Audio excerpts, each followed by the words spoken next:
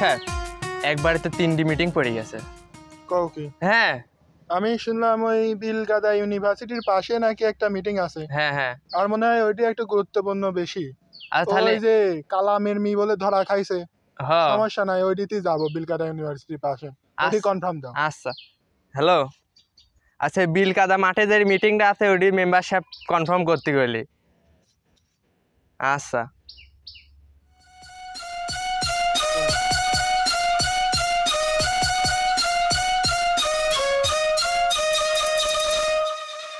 Member সাহেব ওই যে রহমত মিয়া ডাকে। চলো দেখি রহমত মিয়া আর কি সমস্যা। চলেন।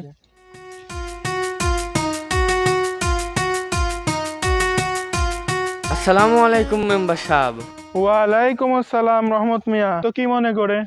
আরে আর বলেন না, আপনি তো সব জানেনই, ওই চেয়ারম্যান আমার 7 বিঘি জমি দখল করে খাচ্ছে।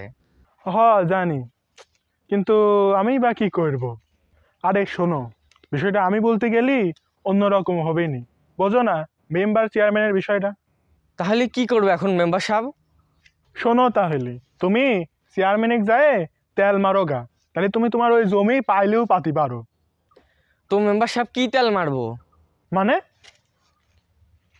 মানে মেম্বার সাহেব সোয়াবিন সরিষা নাকি অন্য তেল মারলেও হবিনি? ধর, পাগল নাকি? মেম্বার সাহেব উচিত কথা কইলে তো সবাই পাগল কয়। আর একটা কথা শুনি যান। আবার কি? তাড়াতাড়ি কও, আমার অনেক কাজ আছে।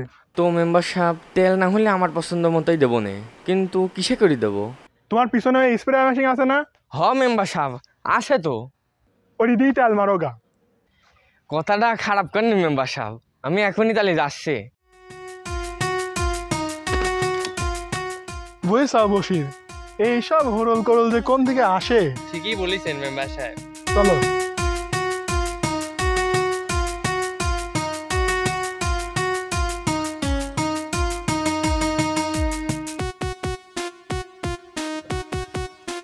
চেয়ারম্যান সাহেব।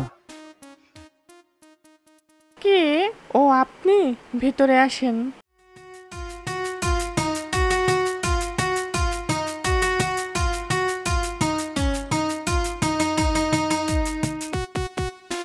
ওগো শুনছো, কে যেন আপনাকে বাইরে ডাকছে। ও তুমি?